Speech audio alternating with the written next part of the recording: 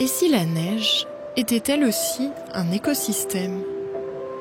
Et si ce manteau blanc abritait une vie microscopique ?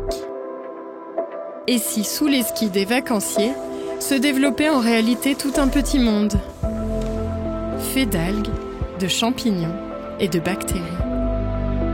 Oui, il y a de la vie dans la neige. Et contrairement aux océans, cet écosystème a été peu étudié. Nous sommes en juin, au col du Lautaret, dans les Alpes. Une équipe de scientifiques vient régulièrement pendant tout l'été pour y étudier une algue microscopique, Sanguina nivaloides. Décelable à l'œil nu, elle s'observe facilement au microscope de terrain. Ces algues, elles sont très très nettement visibles. Elles font 1/30 de millimètre et elles sont toutes rouges, donc on peut véritablement bien les voir. Elles sont à la surface des cristaux de neige, dans une fine pellicule d'eau qui circule à la surface des cristaux de neige. Dans les Alpes, cette algue n'est présente qu'à partir de 2000 mètres d'altitude. Dans la période juin-juillet, l'algue se voit à l'œil nu. Elle prolifère et produit ce que l'on appelle un bloom.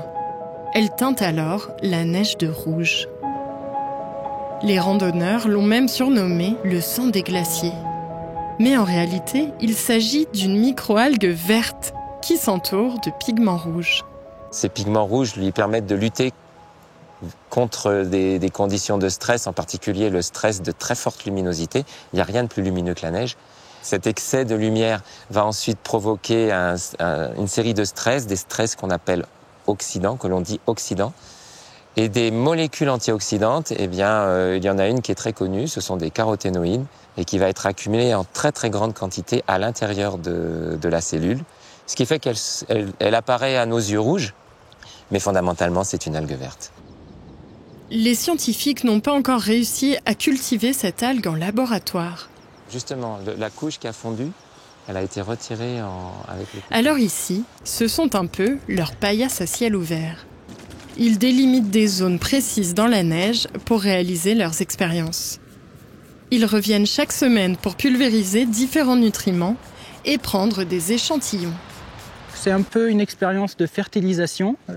Il faut s'imaginer comme on est dans un petit jardin chez nous, où on est en train d'apporter des nutriments, donc de l'azote, du phosphate, du fer, donc à différentes concentrations. Et dans chaque carré, on a apporté un nutriment différent. Et on revient chaque semaine pour contrôler, pour prélever dans nos tubes, pour voir ce qui a poussé, faire des comptages et regarder la diversité dans nos carrés. Étonnamment, ce manteau blanc n'est pas un milieu hostile. Il est propice à la vie, car il isole et protège du froid. C'est un habitat composé de neige et qui est donc à 0 degré, mais proche du point de congélation, donc il y a quand même de l'eau liquide. Lorsqu'on est en montagne, si jamais on se perd et qu'il fait très froid, il vaut mieux se mettre à l'intérieur ou se cacher avec de la neige ou faire un igloo, plutôt que de rester à l'air libre. La neige est un écran thermique qui protège un petit peu cet écosystème. Chaque jour, ils en apprennent un peu plus sur cette algue. Mais pourtant, elle reste encore bien mystérieuse. Comment arrive-t-elle dans la neige ? Peut-elle se déplacer ? Comment survit-elle lorsque la neige fond ? Quelques kilomètres plus bas, au jardin du Lautaret, un lieu qui accueille du public et des scientifiques, l'équipe fait passer l'algue sous les lentilles du microscope. On y voit les cellules rouges de l'algue, mais pas que. Elle n'est pas la seule espèce dans cet écosystème, donc cet écosystème il est complexe et divers. Donc ce qu'on peut voir aussi, c'est qu'il y a d'autres algues avec elle, mais même aussi des petites bactéries qui partagent cet écosystème et parfois même on retrouve des champignons.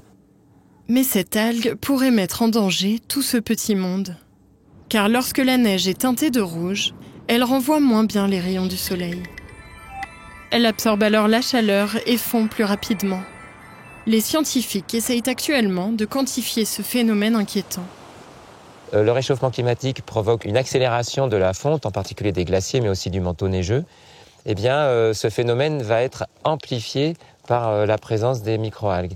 Donc ça va avoir un effet accélérateur, en effet, sur la disparition de cet habitat. C'est un phénomène qui est non négligeable. Donc on sait en gros l'ordre de grandeur, c'est la dizaine de %, mais dans le détail, on ne l'a pas. Ça, c'est en 2020. Et ce qui pourrait encore aggraver le phénomène, c'est le nombre de blooms. Sont-ils de plus en plus nombreux ? Pour le vérifier, les chercheurs ont mis au point un algorithme qui les détecte à partir d'images satellites. En fait, sur les 6 années sur lesquelles on a mené l'étude, donc avec les images satellites, on remarque une grosse disparité. Il y a des années où il y a beaucoup plus de détections que d'autres années. Ça montre que les paysages, en fait, selon les années et selon le lieu, ils peuvent être complètement différents. Il y a des années où on peut voir des surfaces toutes rouges et des années où on va voir beaucoup moins de blooms apparaître. Pour l'instant, l'étude elle est menée sur 6 années. Donc en fait, on ne peut pas avoir de tendance. Il faudrait avoir des séries temporelles beaucoup plus longues. Juste ce qu'on peut savoir, c'est les lieux sur lesquels on en détecte actuellement. Mais de là à parler de tendance, pour l'instant, c'est pas possible. Cette recherche n'en est qu'à ses débuts. Et pourtant, elle est déjà lancée dans une course contre la montre. La fonte de la neige liée au réchauffement climatique entraîne irrémédiablement la disparition de cette algue. Alors l'urgence est d'explorer en premier les montagnes où la neige ne sera bientôt qu'un souvenir. Pour comprendre cet étonnant écosystème, avant qu'il ne soit trop tard.